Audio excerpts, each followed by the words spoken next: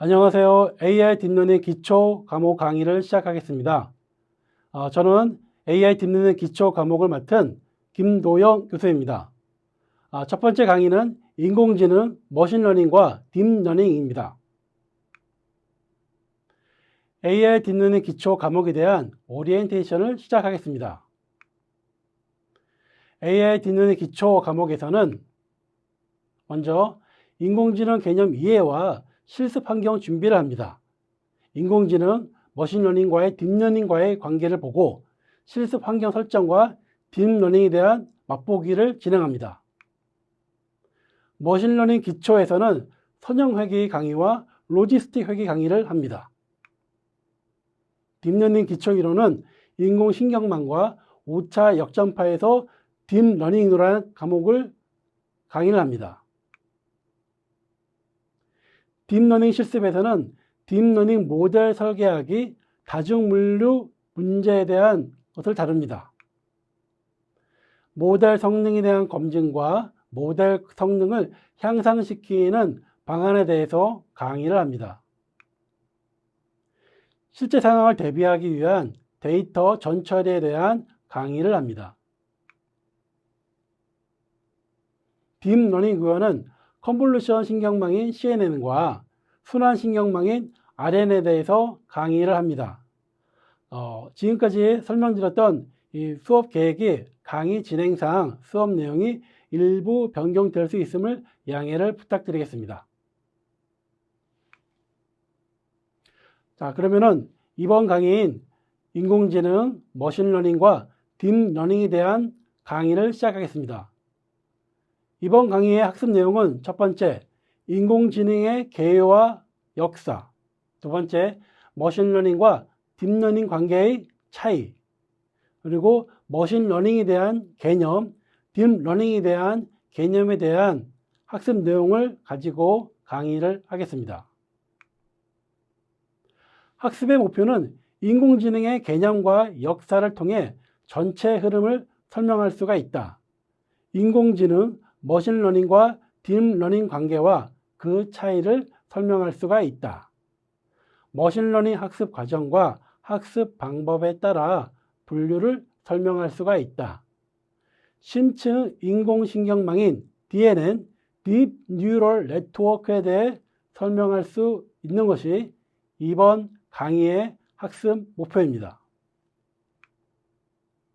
자, 먼저 인공지능의 개요와 역사에 대해서 살펴보겠습니다. 인공지능에 대한 개념, 튜링 테스트, 인공지능의 역사의 순으로 강의를 하겠습니다. 자, 먼저 인공지능 개념입니다. 인지학습 등 인간의 지적 능력의 부분 또는 전체를 컴퓨터를 이용해 구현하는 기술 분야를 의미하며 1950년대에 컴퓨터의 등장과 함께 탄생하였습니다. 인간의 지적 능력을 구현하는 것이 인공지능의 핵심이며 1950년이라고 하니 굉장히 그 역사가 오래되었죠. 또 다른 정의는 주어진 문제를 인간의 지능, 즉 뇌를 모방하여 합리적인 사고를 하고 이해를 하고 이를 기반으로 작업을 수행하고 수집한 정보를 토대로 새로운 결론을 도출할 수 있는 능력을 기계, 즉 컴퓨터가 갖추도록 구현한 기술을 말합니다. 또 인간처럼 똑똑하거나 컴퓨터가 스스로 생각하고 판단해서 결론을 도출하거나 예측할 수 있도록 만든 기술이라는 정의도 있습니다. 1950년에 영국의 앨런 튜링은 Computing Machinery and Intelligence라는 논문을 통해서 컴퓨터가 인간처럼 사고하는 것이 가능하다고 하였습니다. 이 앨런 튜링은 세계 제2차 대전 때 독일군의 암호를 해독한 사람으로 유명한 사람입니다. 앨런 튜링이 사고가 가능한 컴퓨터를 판단하는 기준에 대해 컴퓨터의 반응과 인간의 그 반응을 구별할 수 없는 경우에 그 컴퓨터는 사고가 가능하며 지능이 있는 것으로 판단할 수 있다고 주장하였습니다. 이 방법은 일반인으로 구성된 심사위원이 컴퓨터와 인간을 상대로 블라인드 상태에서 텍스트 메시지만으로 대화를 합니다. 즉, 테스터가 일반인으로 구성된 심사위원이고요. 이 심사위원들이 문제를 내고 그 문제에 대한 답을 하는데 블라인드 되기 때문에 답을 컴퓨터가 내는지 인간이 내는지를 알 수가 없는 상황에서 컴퓨터가 인간이라고 그 판정하는 비율이 30% 이상이 되어지면은 그 컴퓨터는 인간처럼 사고를 할 수 있는 컴퓨터라고 평가를 하는 것입니다. 즉, 그 컴퓨터는 지능을 가졌다. 인공지능으로 평가를 하는 것이죠. 수년간 인공지능을 이제 만들고 그 인공지능에 대한 평가를 이러한 튜링 테스트를 했습니다. 요즘에 챗GPT를 많이 사용하는데요.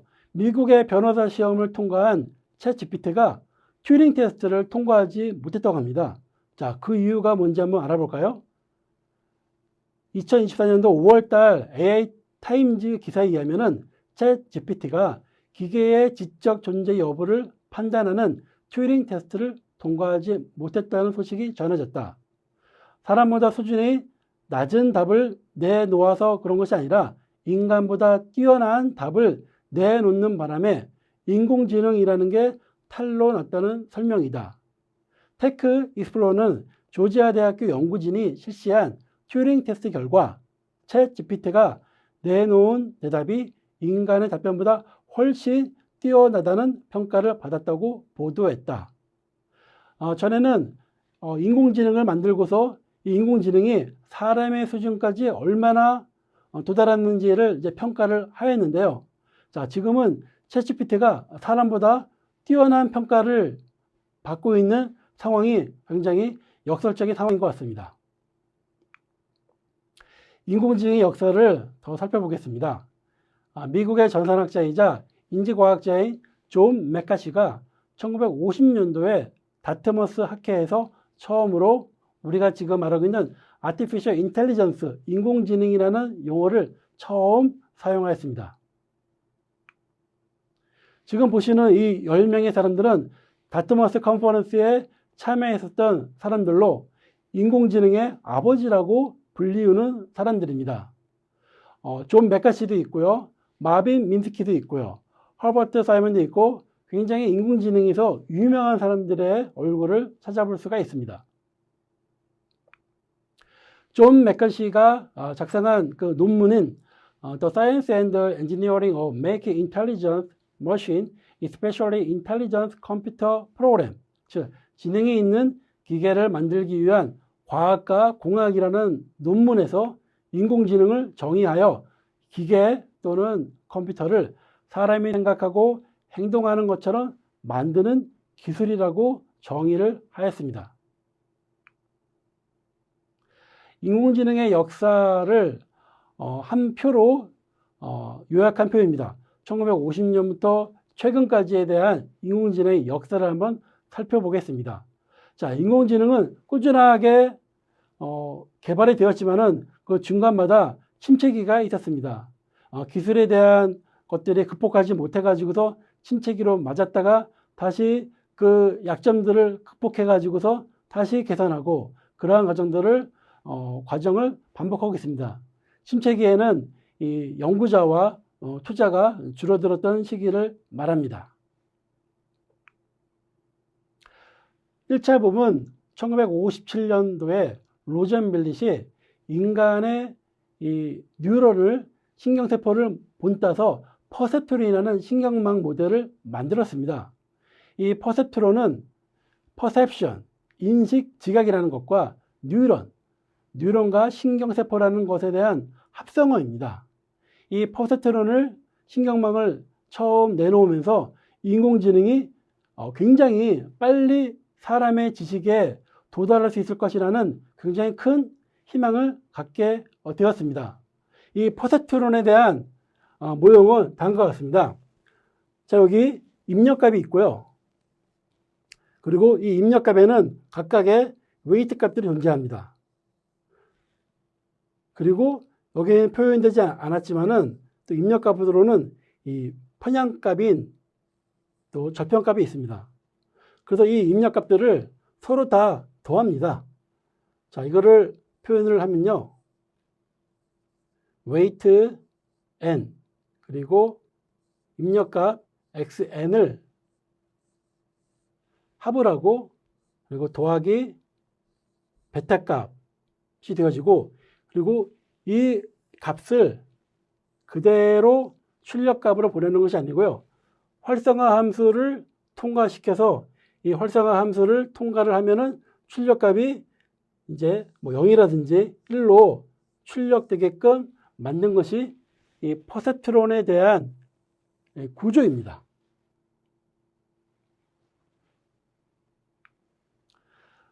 자, 이렇게 퍼세트론을 처음에 이제 개발을 해서는 이 퍼세트론 때문에 인공지능의 개발이 굉장히 잘 될 것으로 처음에는 여겼습니다. 하지만 XO에 대한 문제점이 발견이 되어지면서 큰 장벽에 부딪혔습니다. XO와 문제점을 설명을 드리겠습니다.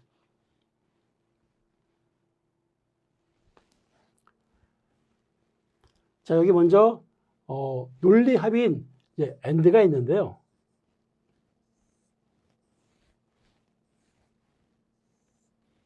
입력값이 0, 1, 0, 1이 있는데 AND 조건은 논리 곱이라고 하는 건데요. 두 개의 변수가 모두 1인 경우에만 1이고요. 나머지는 다 0인 것을 말합니다.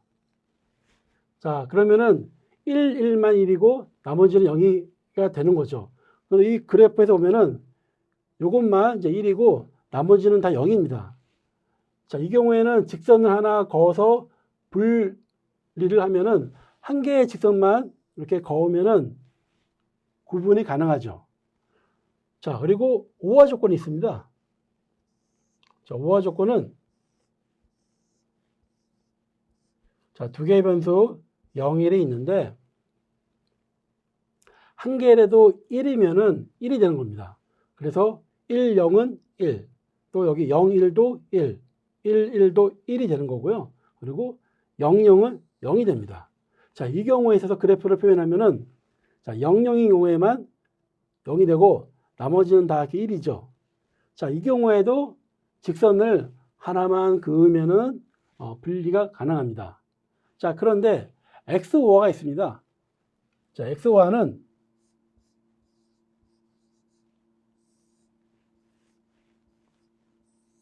두 개의 변수가 존재하는데 두 개의 변수가 서로 값이 다른 경우에만 1입니다. 즉 0과 1인 경우에 1, 0과 1인 경우에 1, 요 경우에만 1이고요. 같으면은 0이 되는 겁니다.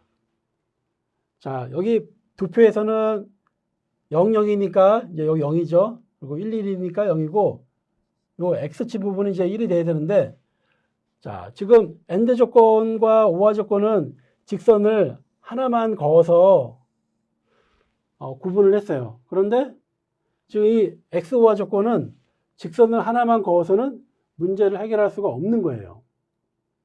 기존의 이 퍼세트론에서는 AND 조건과 OR 조건은 구현이 가능했지만은 이 XOR 조건에서는 퍼세트론이 문제를 해결할 수가 없었습니다. 자, 그래서 컴퓨터로는 다양한 상황과 환경의 복잡한 현실 문제를 해결할 수가 없고 인간의 지능을 컴퓨터, 즉 인공지능으로 구현하기에는 매우 어렵다는 문제점을 발견하게 되었습니다. 자, 이것을 이제 마빈 민스키가 퍼세트론즈라는 책을 내면서 XOR 문제점을 기존의 퍼세트론으로는 해결할 수 없는 것을 수학적으로 증명을 해냈습니다. 그래서 기나긴 1차 인공지능의 역사에 있어서 침체기가 도래했습니다. 그러던 것이 1986년도에 이 런멜 하트와 그리고 토론토 대학에 있는 제프리 힐튼 교수가 다층 퍼세트론즈와 5차 역전파 알고리즘을 제시를 해서 그 문제점을 돌파했습니다. Parallel Distributed Processing이라는 이 도서에서 이 다층 퍼셉트론과 오차 역전 패드 알고리즘을 제시를 했는데, 아까 봤었던 이 엑소와 문제점에 대해서 선형적 방법이 아닌 비선형적, 선이 아니라는 것이죠. 이 비선형적인 방법을 해결을 하는 방법을 제시를 했습니다. 그것이 바로 이제 다층 퍼셉트론이라는 것인데요. 이것은 입력층과 출력층 사이에 은닉층을 추가해서 처리를 했습니다. 다층 퍼셉트론은 입력층과 출력층 사이에 바로 연결을 합니다. 다이렉트로요. 그래서 이거를 싱글 레이어 퍼셉트론이라고 하고요. 그리고 입력층과 출력층 사이에 은닉층을 두었어요. 이 은닉층은 영어로 히든 레이어라고 하는데요. 이 히든 레이어를 추가를 함으로써 엑소와 문제점을 해결을 했고, 이거는 비선형 문제를 본격적으로 풀 수 있는 그러한 계기가 되었습니다. 다층 퍼셉트론은 멀티 레이어 퍼셉트론이라고 약자를 씁니다. 또 오차 역접한 알고리즘을 제시를 했는데, 자, 이것은 입력에 의해서 딥러닝을 통과해서 그 값이 결정이 되어지면은 그 출력값과 그리고 정답을 서로 비교합니다. 비교를 해서 그 차이를 이제 오차라고 하는데요. 그 오차를 이제 줄이는 것이 이제 딥러닝에서는 이제 학습인데, 이 오차를 줄일 수 있도록 각각에 있는 이 웨이트 값들을 이제 변경을 해주는데, 이 변경하는 거를 오차에 의해서 역전파를 통해서 거꾸로 진행을 함으로써 이 웨이트 값들을 변경하는 것이 오차 역전파 알고리즘인데, 이 역전파 알고리즘을 발견하였기 때문에 딥러닝에서는 굉장히 큰 역사적 발견과 개선점이 되었습니다.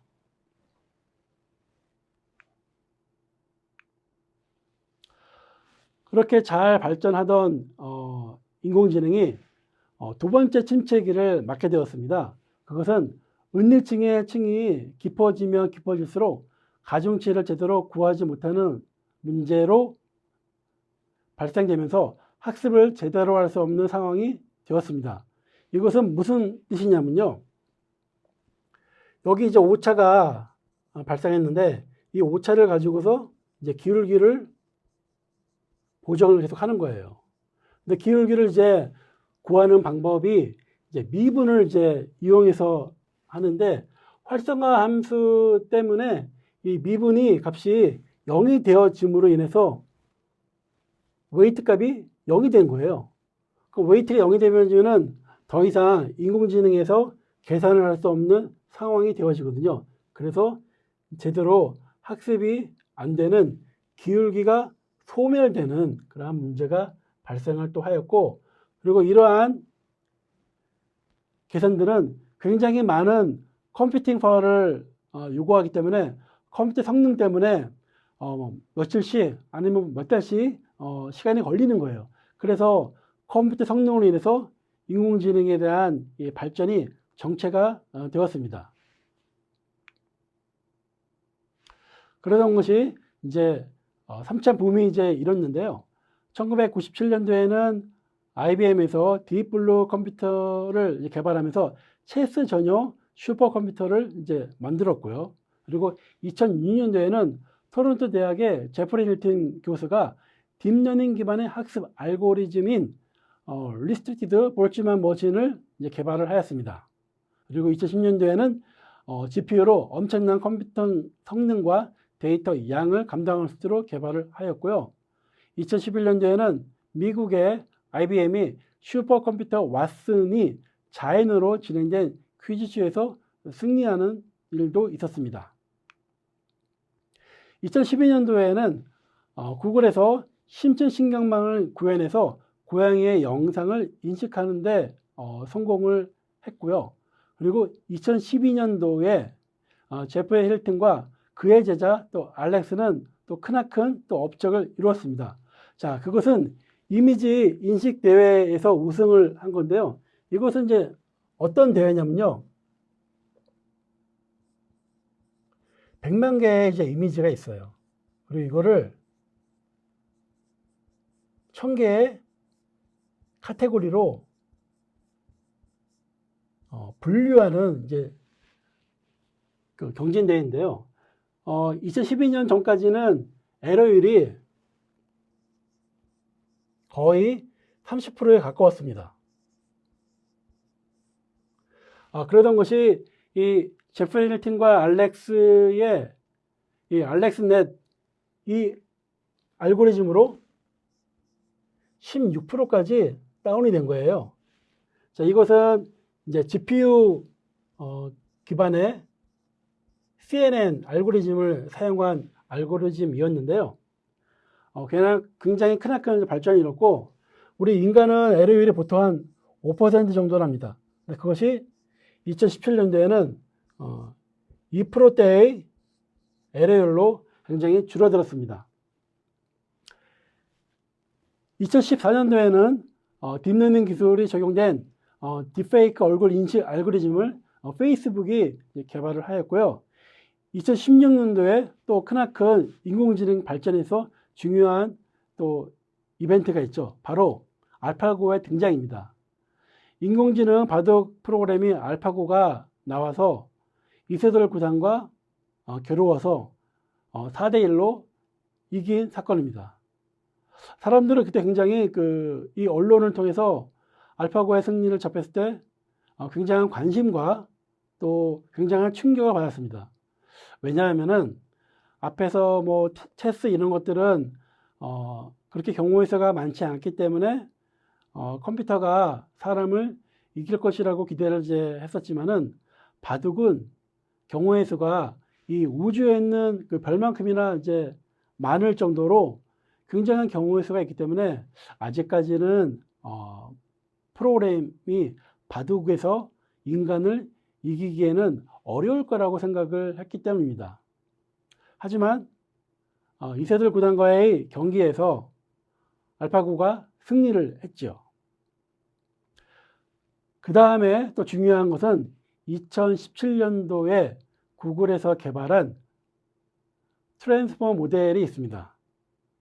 이거는 Attention is all you need라는 논문을 통해서 먼저 세상에 알려졌고요.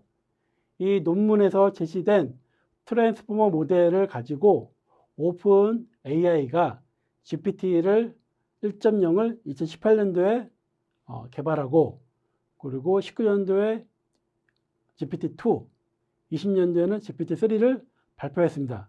이때까지는 사람들이 GPT가 있는지도 잘 몰랐죠. 자, 그러다가 오픈 AI가 2022년도 11월에 자연어 이해 능력을 갖춘 인공지능 대화형 모델인 챗GPT 3.5를 정식으로 오픈해냅니다.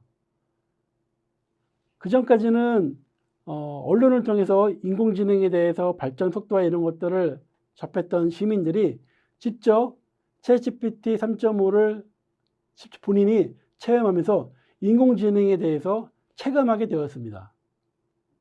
굉장히 사람들이 놀라워했죠. 그리고 오픈 AI는 23년도 3월 달에 GPT 4.0을 발표하면서 유료 버전을 오픈을 하였습니다. 거대 언어 모델의 등장으로 이 사용자와 대화하는 것처럼 상호작용할 수 있는 대화형 인공지능의 시대가 열렸습니다. 챗 GPT 3.0이 20년도에 이제 개발이 되어지고, 그리고 구글에서는 이제 람다를 이제 22년도에 개발을 하였고요. 그리고 챗 GPT가 세상에 이제 보여졌습니다. 이거는 이제 거대 언어 모델의 발전 모습을 보여주는 표이고요. 아래쪽에 있는 것들은 소스를 공개하지 않은 것들이고요. 그리고 위에 있는 것들은 오픈소스의 진영입니다. 그래서 여기서 보시는 것들은 뭐 메타의 람다라든지 또 알파카 이런 것들이 세상에 많이 알려진 거대 언어 모델에서의 오픈소스 영역들입니다. 머신러닝과 딥러닝 관계와 차이에 대해서 설명을 하겠습니다. 자, 인공지능 AI는 인간의 지능을 모방하여 사람이 하는 일을 컴퓨터, 기계가 할 수 있도록 하는 기술이라고 설명을 하였습니다. 인공지능을 구현하는 방법으로는 머신러닝과 딥러닝이 있습니다. 이 인공지능은 사고나 학습 등 인간이 가진 지적 능력을 컴퓨터를 통해 구현하는 기술인데요. 머신러닝은 컴퓨터가 스스로 학습하여 인공지능의 성능을 향상시키는 기술 방법입니다. 딥러닝은 인간의 능력과 비슷한 인공신경망 방식으로 정보를 처리하여서 학습을 하는 것이 특징입니다. 즉, 인공지능의 큰 범주 안에 머신러닝이 속하고 머신러닝의 일부분이 딥러닝이 되는 것입니다. 따라서 딥러닝은 머신러닝이라고 부를 수가 있는 것이죠. 또 머신러닝에 속한 개념들 중에 일부는 딥러닝에도 그 개념이 속한다고 볼 수가 있는 것입니다. 자, 여기서 핵심은 머신러닝은 컴퓨터가 스스로 학습을 한다.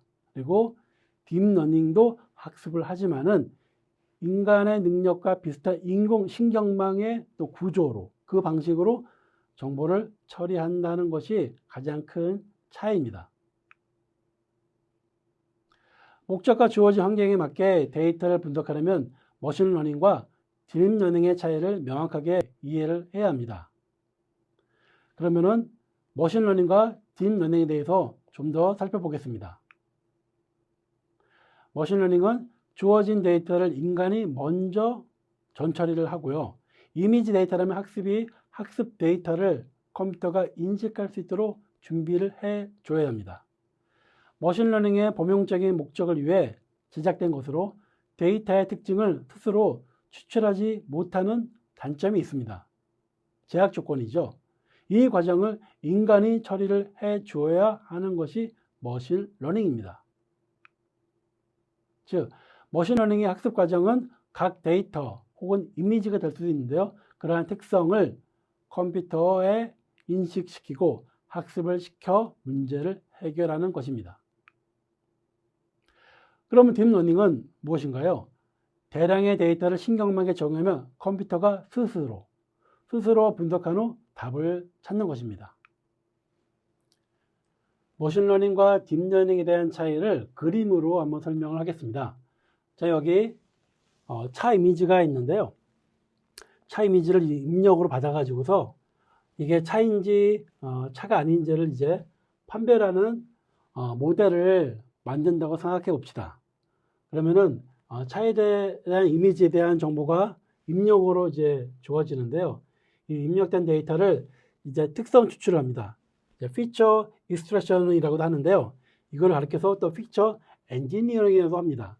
이거를 인간이 처리를 하는 거예요. 입력된 이미지 데이터에 대한 특성을 이제 기계가 이해할 수 있도록 특성을 추출해서 이거를 이제 모델에다가 넣으면은 이제 이 모델은 이제 분류 모델이죠. 넣으면은 이 데이터를 이제 학습을 해서 결과론적으로는 이제 차인지 또 차가 아닌지를 이제 판별을 합니다. 근데 하지만 딥러닝은 인풋 데이터를 그대로 넣으면은 이러한 특성 추출부터가 컴퓨터가 처리를 합니다.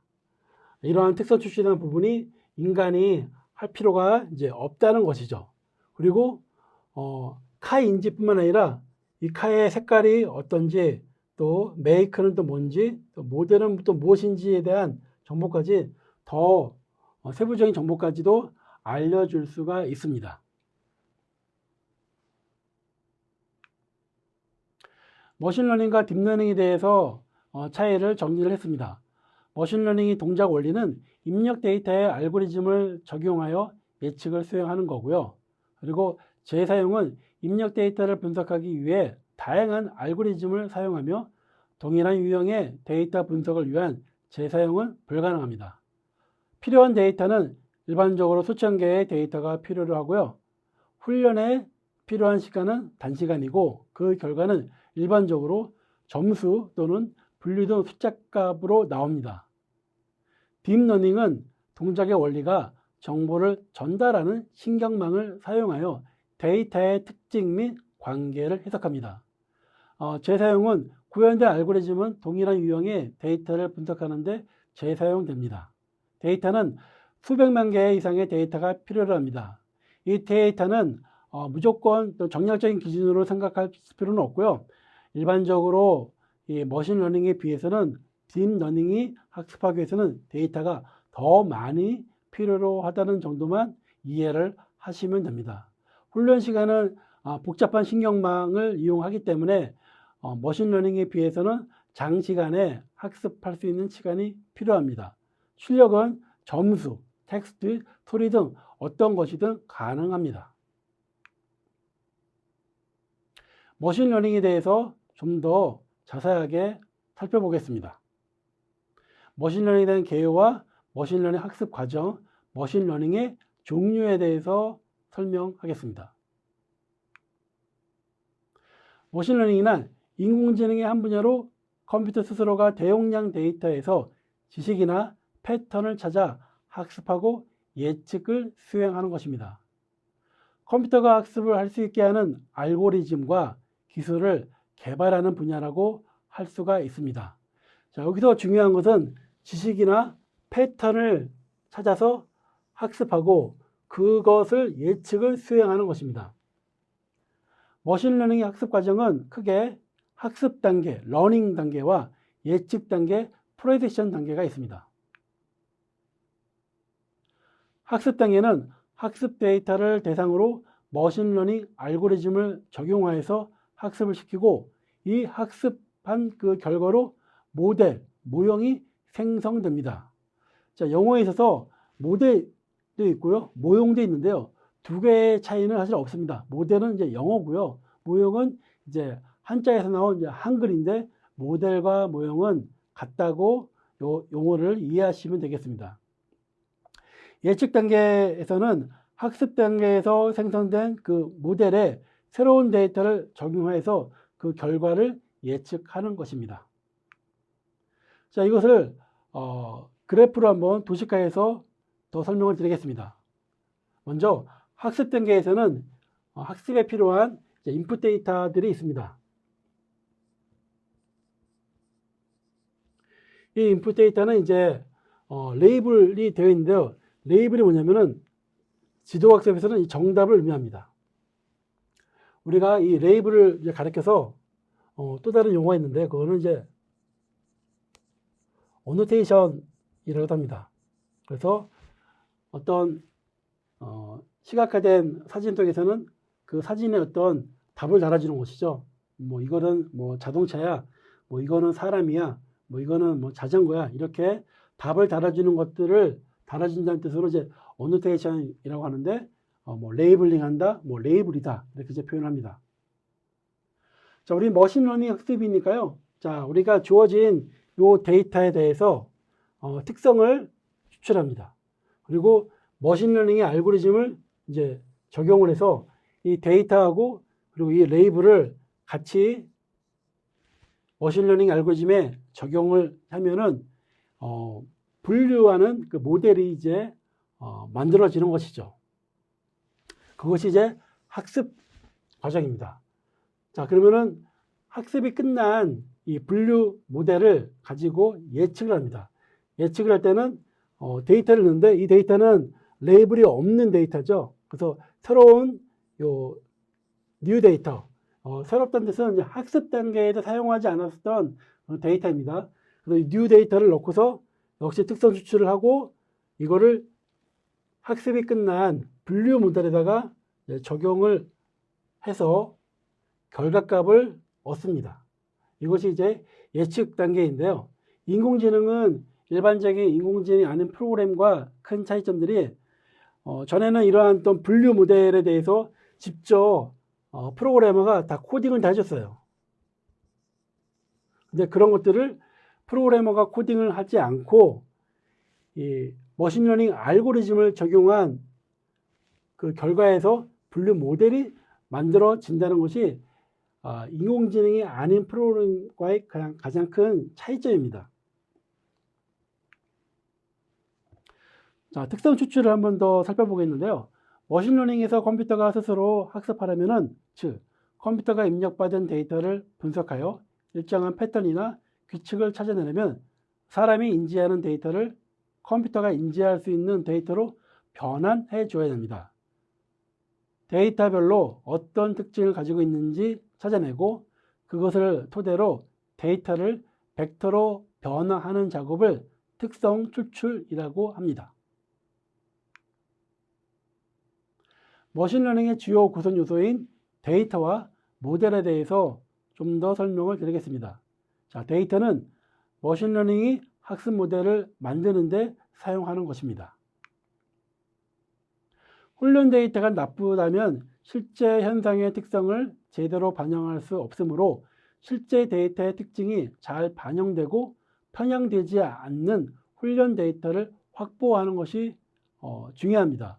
자, 여기서 편향되지 않는 훈련 데이터를 확보하는 것이 중요하다고 말씀을 드렸어요. 이것은 무슨 뜻이냐면요.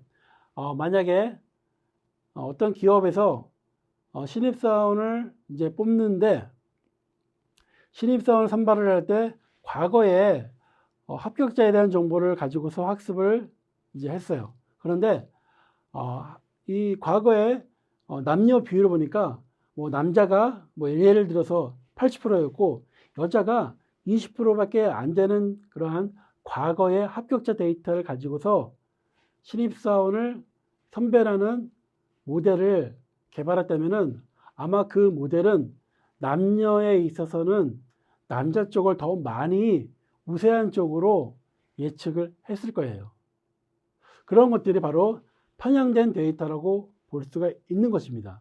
자, 그래서 이 머신러닝, 딥러닝에서 이 훈련을 할 때는 훈련 데이터에 편향되지 않은 데이터를 확보하는 것이 중요한 이유입니다.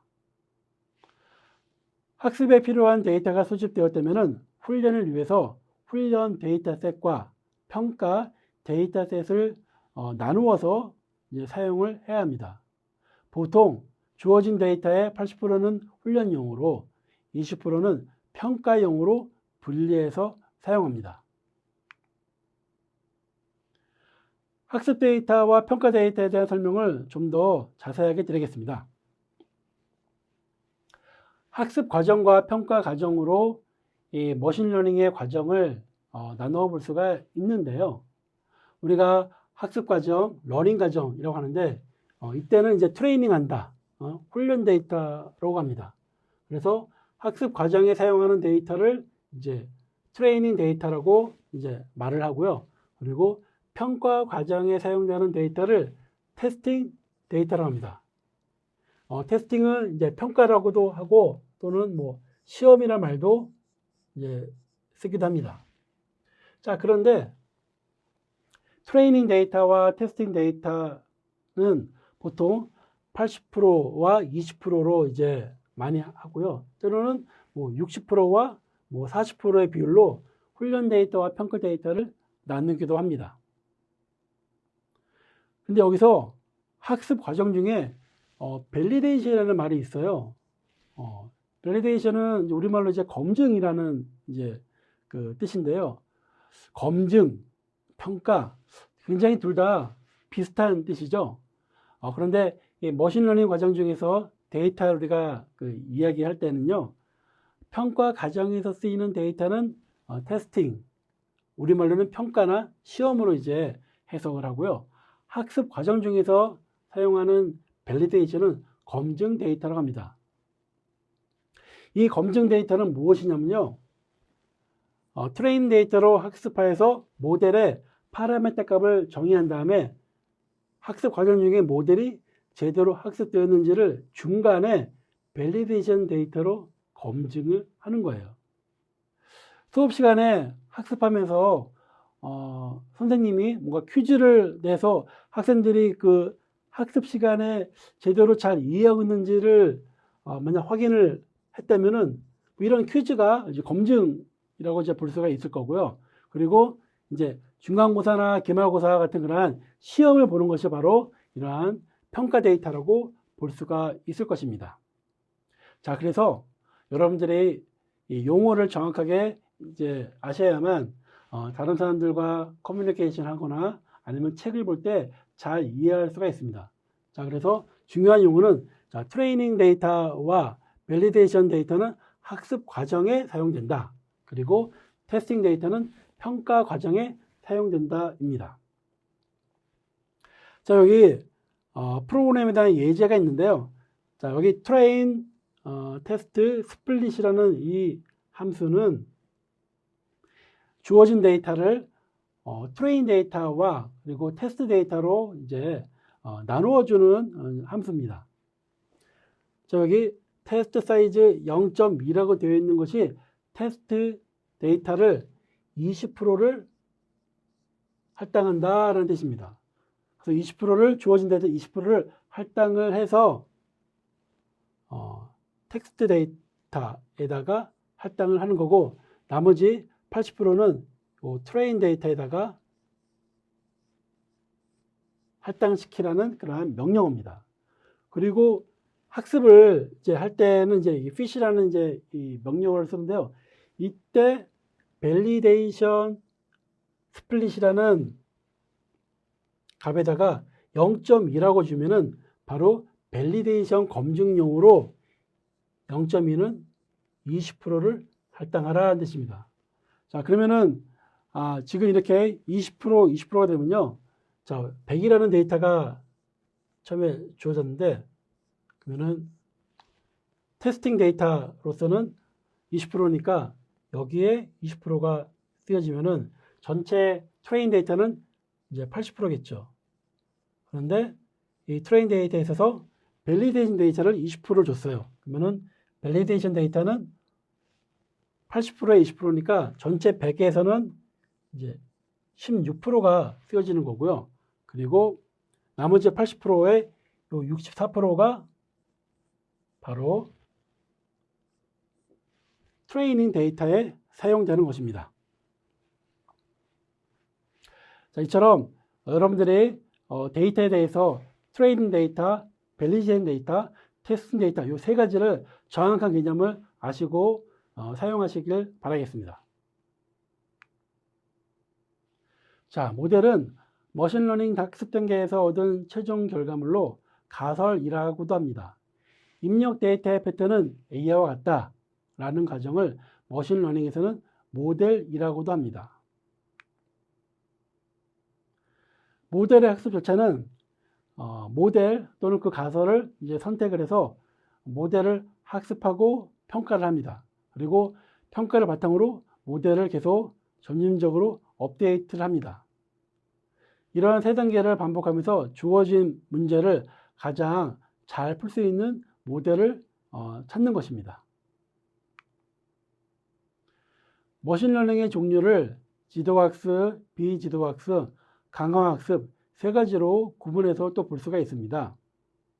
지도학습이라는 것은 supervised learning, 비지도학습은 unsupervised learning, 강화학습은 reinforcement learning이라고 하는데요. 먼저 지도학습이라는 것은 뭔가 이제 지도를 받는 것이죠. 그래서 정답을 이제 알려진 상태에서 학습하는 것을 말하는 거고요. 그리고 비지도는요, 정답지가 없는 상태에서 학습을 하는 겁니다. 그리고 강화학습은 보상을 줘서 보상이 되는 쪽으로 행동을 그쪽으로 강화하도록 하는 것을 강화학습이라고 합니다.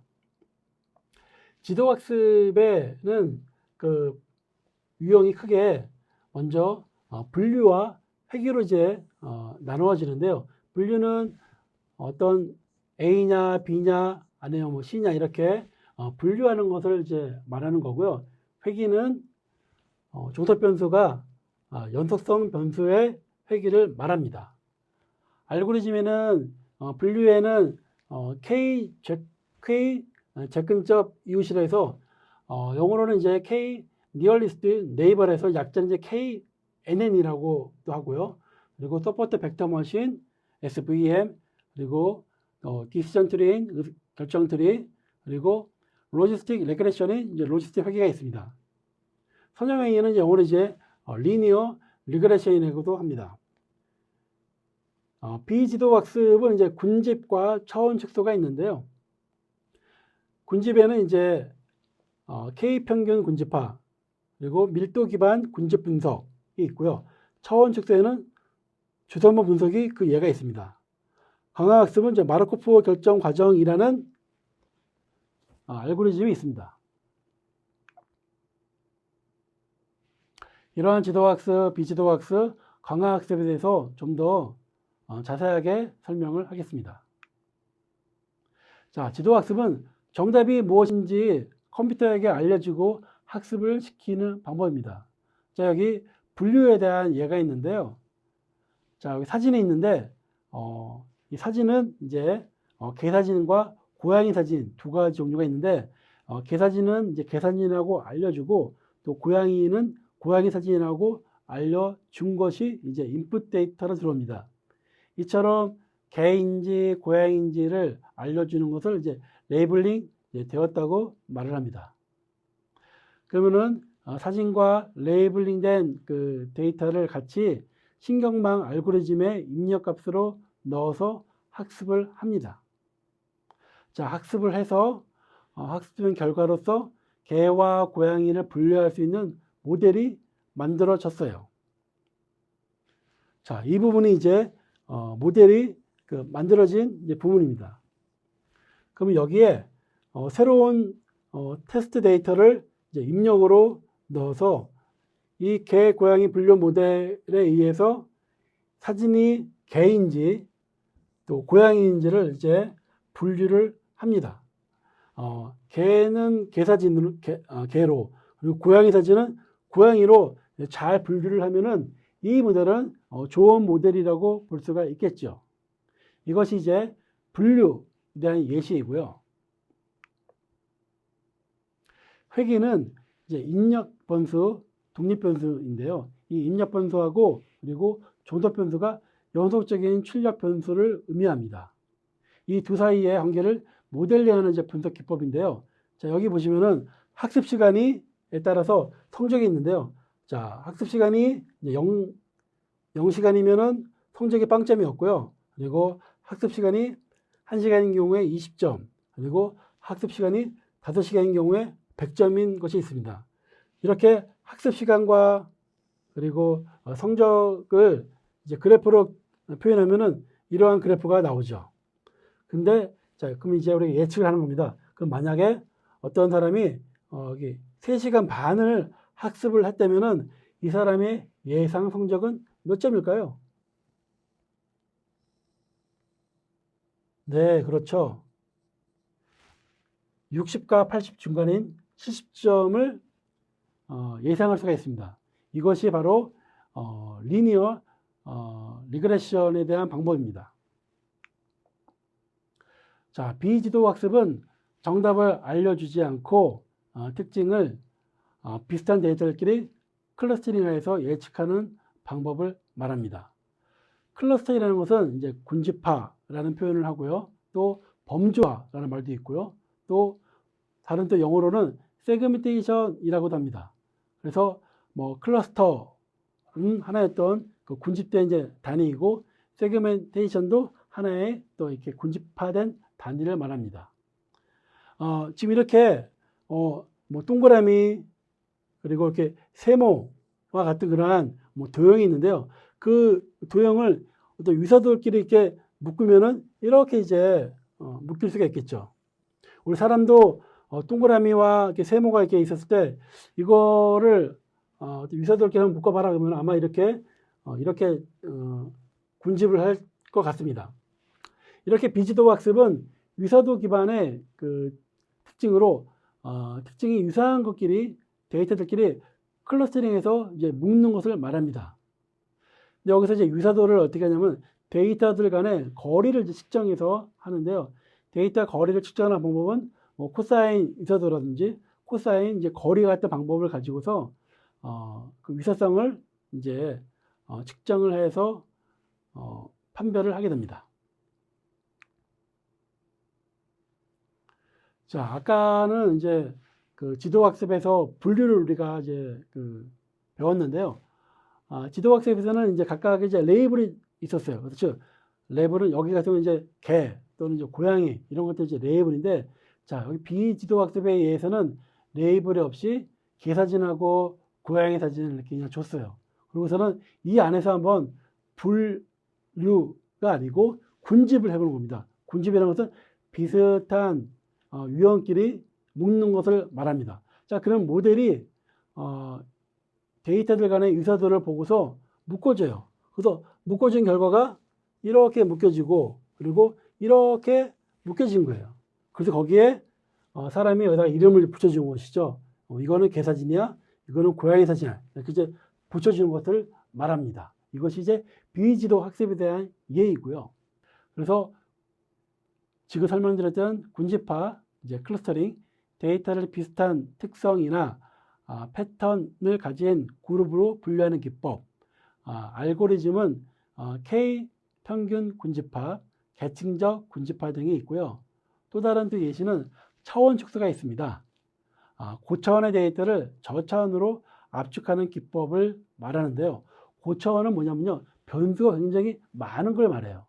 그래서 변수가 굉장히 많으면은 이거를 굉장히 다루기도 어렵고 또 이해하기도 어렵기 때문에 고차원의 데이터를 저차원으로 변수를 줄여서 압축하는 기법들이 있습니다. 거기에는 주성분 분석, PCA라는 게 있고요. 그리고 TSNA가 있는데 이 두 방법은 굉장히 자주 쓰이는 차원 축소의 방법 중에 하나입니다. 자, 세 번째의 학습의 종류는 강화학습이 있습니다. 강화학습은 자신의 행동에 대한 보상을 받으며 학습을 진행하는 건데요. 강화학습은 보상이 커지는 행동을 자주 하게끔 하고 또 줄어드는 행동은 덜 하도록 해서 학습을 진행합니다. 인공지능이 경험과 노력을 통해서 최적의 행동을 학습하는 방식입니다. 이 강화학습은 시행착오 학습, 트라이얼 앤 에러 러닝이라는 그 개념에 기반을 두고 있습니다. 자, 지금 설명드렸던 지도학습, 비지도학습, 강화학습은 머신러닝에 대한 설명인데요. 이 설명은 딥러닝에서도 똑같이 적용을 할 수가 있습니다. 자, 딥러닝에 대한 개요와 또 인공신경망과 인간의 뇌의 관계, 심층신경망에 대해서 정의를 해보겠습니다. 딥러닝이란 인간의 신경망 원리를 모방한 심층신경망 이론을 기반으로 고안된 머신러닝 방법의 일종입니다. 딥러닝은 머신러닝의 한 분야이기는 하지만은 딥러닝이 머신러닝과 다른 큰 차이점은 인간의 뇌를 기초로 하여서 즉 신경망 뉴럴 네트워크로 설계를 했다는 점입니다. 인간의 뇌가 엄청난 수의 뉴런과 시냅스로 구성되어 있는 것에 착안해서 컴퓨터에 뉴런과 시냅스에 대한 개념을 적용을 하였죠. 각각의 뉴런은 복잡하게 연결된 수많은 뉴런을 병렬 연산하여서 기존의 컴퓨터가 수행하지 못했던 음성과 영상, 인식 등을 처리를 가능하게 한 기술입니다. 자, 인간의 뇌의 구조와 퍼셉트론의 구조를 한번 비교를 하였습니다. 자, 위의 그림은 인공신경망에 대한 예이죠. 그래서 입력 데이터가 있고요. 그리고 가중치를 적용해서 그것을 합산해서 출력을 합니다. 자, 인간의 뇌는 이제 수상돌기, 축삭돌기, 시냅스, 축삭 말단이 있는데요. 인간의 뇌에서 이 축삭돌기는 이 입력에 해당하고요. 그리고 또 시냅스에 해당하는 것은 이제 가중치에 해당을 합니다. 축삭 말단은 이제 출력에 해당합니다. 이것이 이제 인간의 뇌 구조를 본딴 인공 신경망에 대한 비교 이제 그림인데요. 인공 신경망은 최근에 갑자기 나온 것이 아니고 이미 1957년도에 로젠블릿이 퍼세트론을 제안하면서 그때부터 인간의 뇌를 가지고서 인공지능을 구현하는 노력들을 해왔던 것입니다. 자, 그럼 우리 인간의 그 뇌 구조에 대해서 좀 더 살펴보겠습니다. 먼저 수상돌기는 주변이나 다른 뉴런에서 자극을 받아들이고 이 자극들을 전기적 신호 형태로 세포체와 축삭돌기로 보내는 역할을 합니다. 시냅스는 신경세포들이 이루는 연결 부위로 한 뉴런의 축삭돌기와 다음 뉴런의 수상돌기가 만나는 부분을 말합니다. 축삭돌기는 다른 뉴런, 수상돌기의 신호를 전달하는 기능을 하는 뉴런의 한 부분으로서 뉴런에서 뻗어 있는 돌기 중 가장 길며 단 한 개만 있습니다. 축삭 말단은 전달된 전기 신호를 받아 신경 전달 물질을 시냅스 틈새로 분비하는 역할을 합니다. 이상이 인간의 뇌 구조에 대한 설명입니다. 자, 그러면 심층신경망, 딥 뉴럴 네트워크라고도 하고 또 간단하게 줄여서는 DNN이라고 하는데요. 심층신경망에 대한 정의는 인공신경망 ANN, Artificial Neural Network의 한 종류로서 입력층, 인풋 레이어와 출력층, 아웃풋 레이어 사이에 가장 기본 구조인 피드포워드 신경망 구조의 은닉층을 2개 이상 포함하는 인공신경망이라고 정의를 할 수가 있습니다. DNN과 멀티레이어 퍼셉트론의 차이를 설명을 하겠습니다. DNN 그리고 멀티레이어 퍼셉트론 굉장히 비슷하죠. 자, XOR 문제점을 해결했었던 NLP는 은닉층이 있는 것을 말하는데요. DNN도 은닉층이 있습니다. 자, DNN과 MLP의 그 차이는 은닉층의 개수에 있습니다. 자, 은닉층 1개 이상을 포함하는 구조는 MLP가 되는 거고요. 2개 이상을 포함하는 구조는 DNN이 됩니다. 즉, MLP의 개념이 DNN을 포함하는 더 큰 개념이고요. DNN은 2개 이상의 은닉층을 가진 MLP입니다. 자, 이거를 그림으로 좀 더 설명을 한 번 더 드리겠습니다. 1957년도에 로젠블릿이 제안한 퍼셉트론은 이제 싱글 레이어 퍼셉트론입니다. 단층이죠. 이때는 이제 입력층과 출력층 사이에 연결을 바로 하였습니다. 그것을 XOR 문제점을 해결하기 위해서 이 은닉층을 이제 추가를 한 것이 멀티레이어 퍼셉트론입니다. 그리고 심층신경망은 이러한 은닉층의 개수가 2개 이상, 이건 지금 1개, 2개, 3개니까요. 은닉층이 3개니까 당연히 심층신경망 조건에 맞기 때문에 심층신경망에 대한 예제 그림으로 맞습니다. 자, 이제 퍼셉트론, 또 뉴럴 네트워크, 또 단층 퍼셉트론, 다층 퍼셉트론, 또 심층신경망에 대한 정의를 명확하게 이해를 하셨겠죠? 자, 지금까지 오늘 배웠던 내용을 가지고서 학습에 대한 평가를 해보겠습니다. 자, 첫 번째 문제입니다. 과연 기계가 생각할 줄 아는가에 대한 질문에 답하기 위한 기준으로 제시된 시험 방법이다. 자, 이것은 기계가 인간과 얼마나 비슷하게 대화할 수 있는지를 기준으로 기계의 사고 능력을 판별하는 것이다. 정답은 무엇일까요? 네, 맞습니다. 튜링 테스트입니다. 앨런 튜링이 사고가 가능한 컴퓨터를 판단하기 위한 기준으로 제시한 것이죠. 이 튜링 테스트는 심사위원들이 블라인드 테스트를 하는 겁니다. 자, 한쪽에는 블라인드 뒤에 이제 컴퓨터가 있고요. 한쪽에는 이제 사람이 있어서 이 심사위원이 낸 문제에 대해서 답변을 텍스트로 이제 받은 그 결과를 가지고서 이것이 사람이 했는지 인간이 했는지를 이제 판별합니다. 그런데 컴퓨터가 한 답변을 사람이 30% 이상 인간이 했다고 답변을 했다면은 튜링 테스트를 통과해서 이 컴퓨터는 인공지능, 사고가 가능한 컴퓨터로 판단을 하는 것을 말합니다. 두 번째 문제입니다. 자, 딥러닝은 데이터의 특징을 스스로 추출하지 못한다. 자, 맞을까요? 틀릴까요? 네, 정답은 네, 틀립니다. 자, 딥러닝은 대량의 데이터를 신경망에 적용하면 컴퓨터가 스스로 데이터의 특징과 관계를 분석한 후 답을 찾는 것입니다. 데이터의 특징을 스스로 추출하지 못하기 때문에 이 특성 추출을 사람이 해줘야 되는 것은 그것은 머신러닝이죠. 네.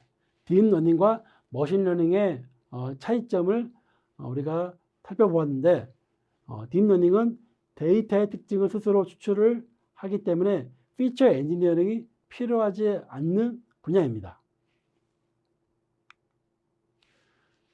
세 번째 문제입니다.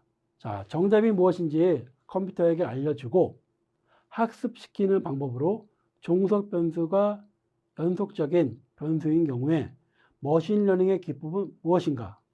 1번 군집, 2번 분류, 3번 회귀, 4번 광화학습. 자, 정답은 무엇일까요? 네, 3번 회귀입니다. 자, 입력 변수와 연속적인 출력 변수 간의 관계를 모델링하는 기법이 바로 회귀죠. 정답이 무엇인지 컴퓨터에게 알려주고 학습시키는 방법은 지도학습입니다. 그죠? 그러면 우리 1, 2, 3단 중에서 지도학습은 분류하고 회귀가 지도학습이고요. 그리고 분류는 이제 뭐 A, B, C 등 어떤 분류를 하는 그 결과값을 예측하는 경우에 쓰는 것이 이제 분류이고요. 그리고 회귀는 연속적인 출력 변수를 예측하는 것을 회귀라고 합니다. 자, 그럼 군집은 비지도학습의 예이고요.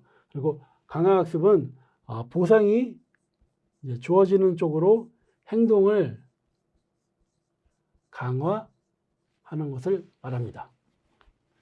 자, 이제 마지막 문제입니다. 심층신경망 DNN, Deep Neural Network는 은닉층을 몇 개 이상을 포함한 인공신경망 구조이다. 몇 개일까요? 정답은 네, 맞습니다. 2입니다. 심층신경망은 은닉층 2개 이상을 포함한 MLP입니다. 자, 2개 이상이니까 2개부터 되는 겁니다.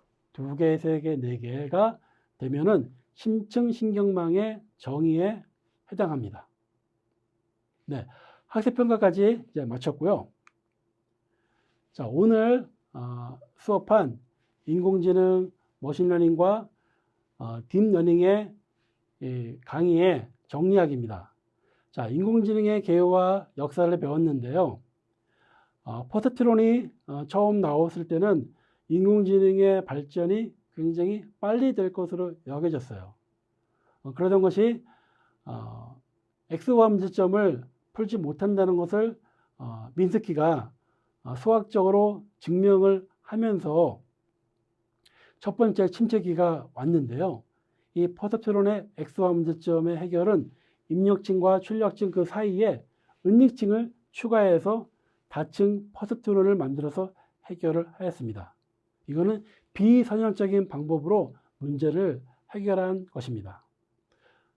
머신러닝과 딥러닝 관계의 차이에서는 딥러닝은 머신러닝의 일부분으로 학습 과정에서 데이터의 특징과 관계를 분석할 수 있다고 하였습니다.